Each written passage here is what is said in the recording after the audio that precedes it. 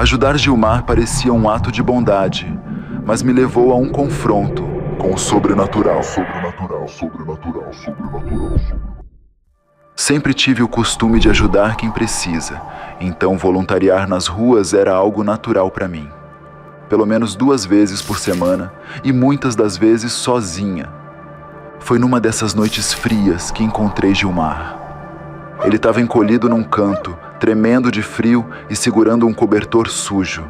Me aproximei, ofereci um cobertor novo e uma sopa quente. Ele aceitou sem muita cerimônia, mas tinha algo nos olhos dele que me chamou a atenção. Obrigado, moça, ele disse com uma voz rouca. Passei a ajudá-lo frequentemente e, aos poucos, ele começou a se abrir. Gilmar tinha uma história pesada, cheia de arrependimentos e decisões ruins. Quando eu era jovem, Paula, fiz a besteira de roubar e matar um homem. Passei anos preso e quando saí, ninguém me queria por perto. O peso do passado não deixa a gente em paz, sabe? Acabei na rua sem ter para onde ir. Ele desabafou uma noite. A vida na rua não foi fácil para ele, sem emprego, sem família, sem esperança. Ele continuou contando que tinha conhecido um cara chamado Zé, outro morador de rua. Os dois, sem muita opção, tinham voltado para o crime, mas dessa vez invadindo cemitérios para roubar pertences dos mortos. A gente estava desesperado, Paula. Precisava de dinheiro para sobreviver, para comprar pedra, a pedra que faz a gente esquecer dos problemas. Esse roubo havia acontecido horas antes de iniciarmos a conversa, já com uma garoa típica paulistana. Ele disse que foram em um cemitério antigo, aqui no centro da cidade. Aquele lugar era de arrepiar, cheio de túmulos quebrados e cruzes tortas. Parecia cenário de filme de terror. E eu podia ver o medo nos olhos dele. E continuou. Quando estávamos pulando o muro do cemitério, uma moradora de rua doida nos viu. Ela olhou diretamente pra gente, com um olhar que penetrava almas, e disse: "Só um de vocês vai sair daqui, o outro já vai ficar enterrado." E deu uma risada estranha, que parecia vir do fundo do inferno. Gilmar disse que a mulher parecia um Exu, uma guardiã do cemitério com os olhos brilhando na escuridão. Dentro do cemitério, com a garoa aumentando e a neblina densa tornava difícil para ele enxergar. Ele viu alguns vultos se movendo na escuridão, mas ignorou, achando que eram só reflexos das sombras das árvores.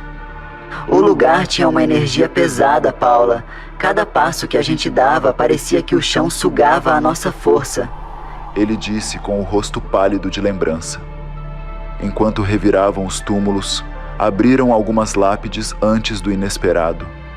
Um dos túmulos era de uma criança. A gente abriu e viu um caixão pequenininho. Deixamos quieto, Paula. Não tive coragem de mexer. Ele disse com a voz trêmula.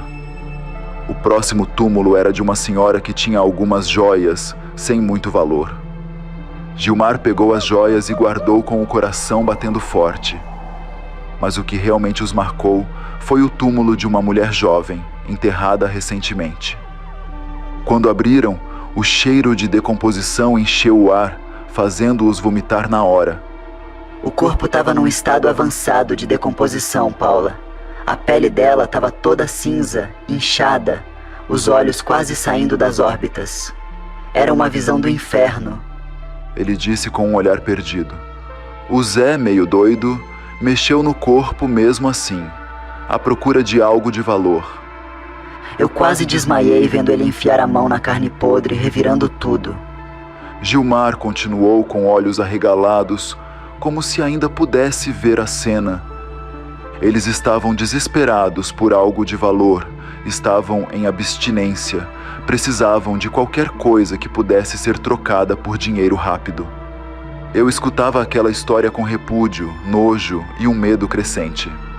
Não era só a história que me aterrorizava, mas o próprio Gilmar. Ver aquele lado dele, tão sombrio e desesperado, me fez questionar tudo que eu achava que sabia sobre ele. Sentia a raiva e o medo borbulhando dentro de mim enquanto ele me contava tudo aquilo. A gente estava pronto para ir embora quando vimos aquele túmulo. Quando li, o nome na lápide me fez congelar. Era o cara que eu matei anos atrás. Jamais esqueci o nome dele. Uma sensação de pavor tomou conta de mim. Zé estava ocupado pegando as coisas, nem percebeu o que estava acontecendo. Mas eu senti um frio na espinha. Lembro que ouvi um sussurro, Paula. Era a voz do cara que eu matei. Chamava meu nome como se quisesse me puxar pro inferno. Eu estava paralisado de medo. Zé olhou para mim sem entender nada. E foi aí que ele viu. Ele me disse que uma figura espectral começou a se formar na neblina. De acordo com ele, era o fantasma do homem que ele tinha matado. O amigo dele, Zé, tentou enfrentar a aparição com uma barra de ferro que atravessou o fantasma como se fosse ar. No mesmo instante, Zé foi lançado longe por uma força invisível, batendo a cabeça numa lápide e ficando desacordado. O fantasma se aproximou de mim, Paula. Ele começou a falar, me mostrando tudo de novo, cada detalhe da noite em que eu tirei a vida dele. Eu vi o rosto dele, vi o sangue, ouvi os gritos.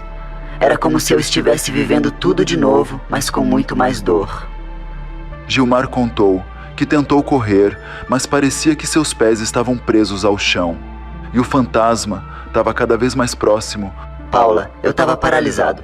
Sentia o ar frio ao meu redor e aquela voz, aquela maldita voz. Ele me disse visivelmente alterado. O fantasma do homem que Gilmar matou estava na sua frente, com os olhos vazios fixados nele. Você achou que podia escapar? Achou que podia me enterrar e esquecer? A voz parecia estar na cabeça dele. Gilmar disse que sentiu um aperto no peito, uma dor de anos de culpa e remorso explodindo dentro dele. Eu sinto muito. Ele balbuciou com a voz trêmula, mas o fantasma não tinha piedade. Não basta sentir, você deve pagar. De repente Zé acordou, confuso e atordoado. Gilmar, que porra é essa? Ele gritou, tentando se levantar. Mas antes que pudesse fazer qualquer coisa, o fantasma se lançou sobre ele com uma força brutal. Gilmar assistiu horrorizado enquanto Zé era levantado do chão e jogado violentamente contra uma lápide.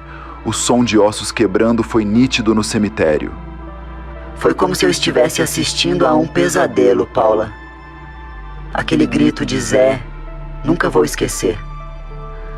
Nessa parte, a voz de Gilmar até falhou. Ele tentou se mexer, fazer qualquer coisa para ajudar o amigo, mas estava congelado de medo. Zé estava no chão, gemendo de dor, quando o fantasma começou a arrastá-lo pelo cemitério.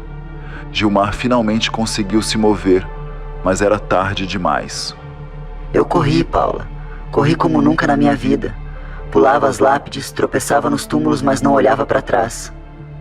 A garoa virou uma chuva forte, e Gilmar, encharcado, finalmente conseguiu pular o muro do cemitério. Ele olhou para trás por um breve momento e viu o fantasma ainda arrastando Zé para um túmulo aberto. O olhar de desespero no rosto do amigo foi a última coisa que ele viu antes de desaparecer na escuridão. Aquela voz ainda me assombra, Paula. Eu ouço ela no silêncio da noite, falando meu nome. Sei que ele está esperando por mim. Gilmar disse com a voz quebrada. Eu sentia o coração acelerado, o medo e a raiva se misturando em meu peito. Como você pode fazer algo assim? Perguntei com a voz mais dura do que eu pretendia, mas Gilmar apenas me olhou com olhos vazios, cheios de arrependimento e dor. O terror psicológico que Gilmar enfrentou naquela noite se transferiu para mim. Eu sentia a presença do fantasma. A história de Gilmar era tão vívida, tão horripilante, que parecia real. Eu nunca quis te assustar, Paula, ele disse. Mas você precisava saber, precisava entender o peso que eu carrego. Eu tentei me recompor, mas o relato de Gilmar me afetou profundamente. Levantei, sentindo as pernas trêmulas, e disse: Eu preciso de um tempo. E me afastei. Mas mesmo enquanto me afastava, toda essa história estava na minha mente e aquele terror impregnou em minha alma. Dias após ouvir todo o relato de Gilmar, recebi um telefonema perturbador da polícia, me chamando para depor sobre um assassinato. Eles tinham prendido Gilmar, acusado do assassinato de Zé no cemitério e por violação de cadáveres. Chegando na 20ª DP da Água Fria, na rua São Zeferino, número 34. O delegado Samuel me recebeu e mostrou as fotos da cena do crime e o estrago. Parecia impossível para um homem sozinho causar. Assustada, refleti sobre tudo o que Gilmar havia contado. Suas palavras faziam sentido, mas um detalhe me deixava inquieta: o histórico de assassinato de Gilmar. Em meio à confusão de sentimentos, descobri que Gilmar também tinha um histórico de esquizofrenia. A revelação me fez questionar a veracidade do relato dele. Seria tudo uma criação de sua mente perturbada? Eu estava com muitas dúvidas, até reconsiderei cada detalhe contado por Gilmar. Dias depois, decidi ir ao cemitério onde tudo ocorreu. O local estava cercado por fitas da polícia, parecia ainda mais sinistro na luz do fim de tarde. Não pude entrar, mas a visão do cemitério me fez sentir um frio na espinha. De repente, no meio das lápides saiu uma mulher estranha. Era a moradora de rua que Gilmar havia mencionado. A mulher, com os olhos vidrados e a voz estranha, disse: "Ele só recebeu o que merecia. Mas ainda falta muita coisa para ele, e ele vai pagar por tudo. Em breve vejo ele aqui, debaixo de 7 palmos." A risada macabra que ela soltou no cemitério me fez tremer. Será que Gilmar estava mesmo destinado a um fim trágico, como a moradora de rua havia profetizado? Voltei para casa com a mente em turbilhão, sem conseguir afastar a sensação de que algo realmente sobrenatural aconteceu. Gilmar hoje se encontra preso e pegou 12 anos. Também tive notícias recentes de que ele contraiu AIDS, mas já iniciou o tratamento. No fundo, desejo que ele fique bem, mas é isso o que tinha para contar. Ainda tenho dúvidas sobre tudo, mas muito obrigado pelo espaço e por ler meu relato.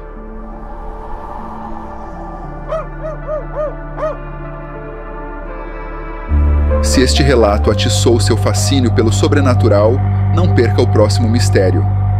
Clique no vídeo na tela final ou assista outros segredos sombrios que se encontram no comentário fixado. No círculo dos contos a escuridão se revela. Relatos sombrios nas noites e nas trevas.